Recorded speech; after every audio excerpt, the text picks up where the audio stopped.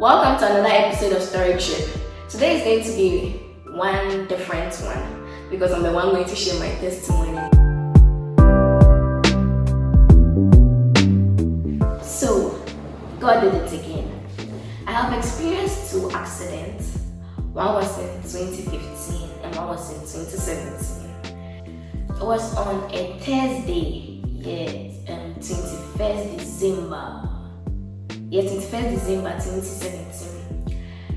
It was the school had vacated, but then the Form 3s were staying for one more week to learn and revise for the upcoming basic education certificate examination the next year. I started picking church scheme, which is the local term, church room. So I was going with a friend, and if you are so familiar with Legon, you know that at the Legon gate there's a station there. Is it a station? Bus stop. It was only 2 of us who were working. So when we got there was a car. We stood there for a little while before a car came, a Chesky came, and it was actually going to where I was going, but she could join because she could just drop off. Yes, so it was only 2 of us, and it was a red car. Actually, my first instinct was not to join a Chesky. To join that particular church. I don't know, I just didn't feel like going to sit. I didn't feel like I should sit in. But then this girl went ahead of me. And when she got close, she was about to enter. She called my name and she was like, let's go, like, Joanna, let's go. So I entered, we sat down. She dropped off at Madina, the Zongo Junction.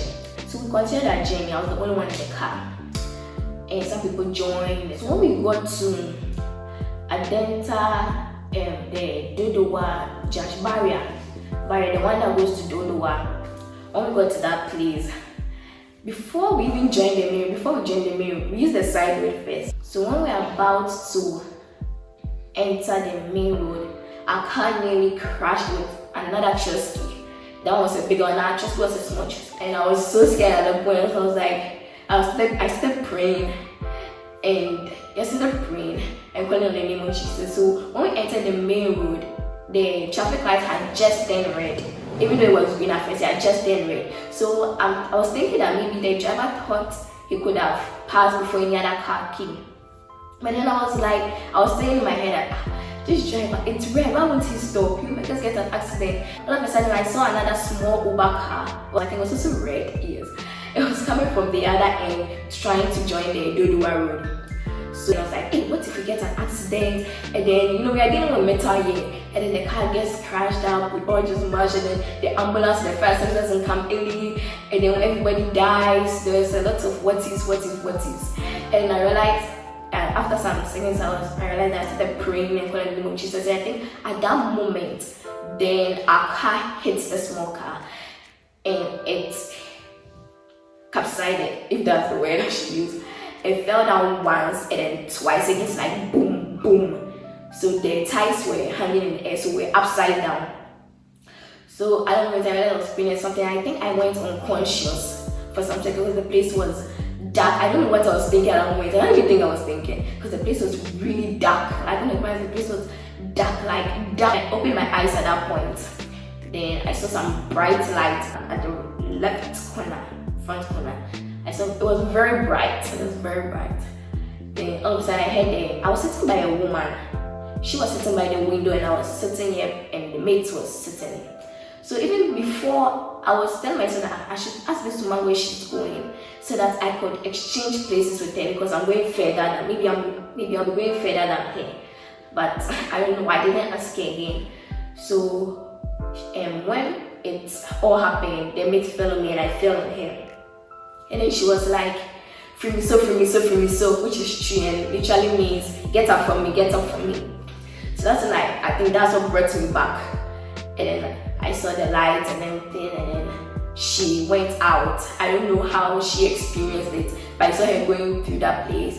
And I also decided to get up, take my bag. I didn't want them to come and put the car back once I was still inside. I really wanted to get out fast. So I took my bag and I saw the driver. He was lying in the floor there. I was like, let me just get out when I'm done. He used to get up and get out. I didn't tell him, I said it to my head. So I went out and the place was just like a lot of people had come there all of a sudden. The place was, I don't know, the place felt some way. It felt different in a sense. I didn't know what to do. I was alone. I was the only child in the car. So I came out and I was just standing there. Then a woman came to me and asked me that was I in the car that had the accident, and I was like yes, and she told me to sit down. So I sat somewhere and she told me to move my socks, and I moved my socks and I wore my shoe back and I placed it in my bag. So I was just sitting down there. Then a woman, she was wearing white, cabin slits white, and I think it was white, either white or black. I don't really remember well, but that's what she was wearing, and she came to place her hand on me. I think she was praying, and the man too came and they asked me if I know my mom's number, and I said yes, and I gave it to them, and they called my mom. They told them that they should meet at Pantine Hospital. They sent us there. So I stopped the car, then we sat in.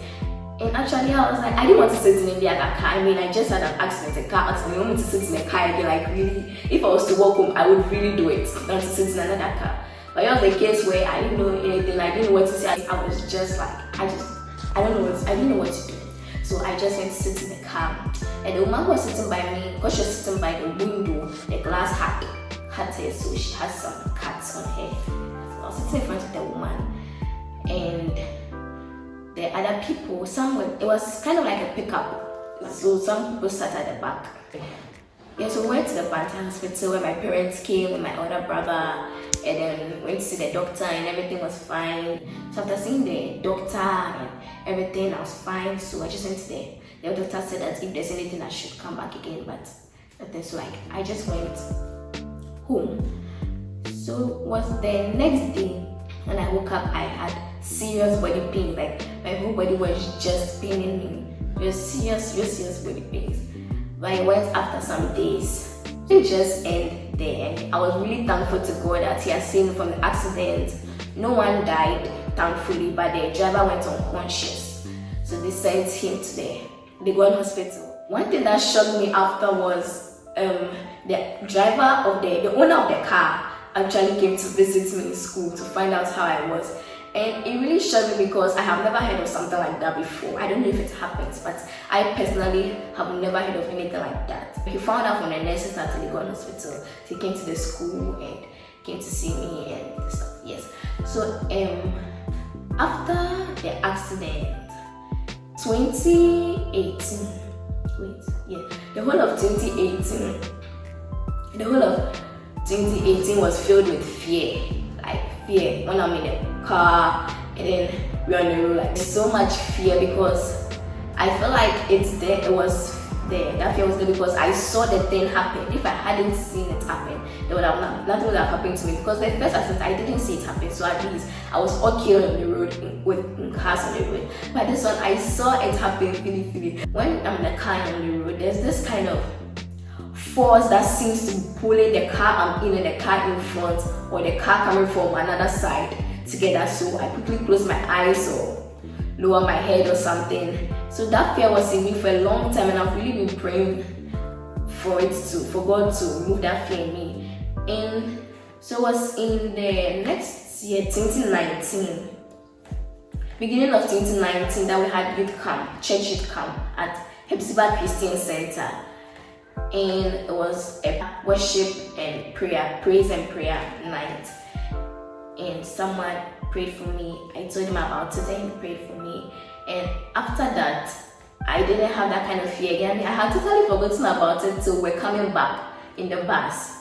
And when we got around Medina, I entered Medina and I realized that I haven't been afraid of anything. Like I'm normal now. Because at the time, it felt like you're not normal. People will be looking at you like, are you okay? And that really puts me into my shell a lot. And most times, it got me really thinking and put into my shell. So this time I realized that, there's nothing going on. Like, I've been in the car since then and I haven't felt anything. And I really thank God again because I saw it as a great miracle. Even after a year, God answered my prayers. So it was something that has really touched me too. So in all this, my takeaway was, no matter how long God takes to answer your prayers, He's surely going to answer you. He knows the right time and the right day, the right year, the right everything. He's on point. He's always on time. So no matter how God seems to take long and answer your prayers, I just want to encourage you today that He will surely answer you. So don't give up. Don't give up praying. Don't give up having faith in Him. Don't give up trusting Him, because He's a prayer answering God. Thank you for joining me on this trip. I've really had fun, and I hope you had fun too. Don't forget to LCS Square, like, comment, subscribe, and share. And remember, you are not a mistake. Bye-bye.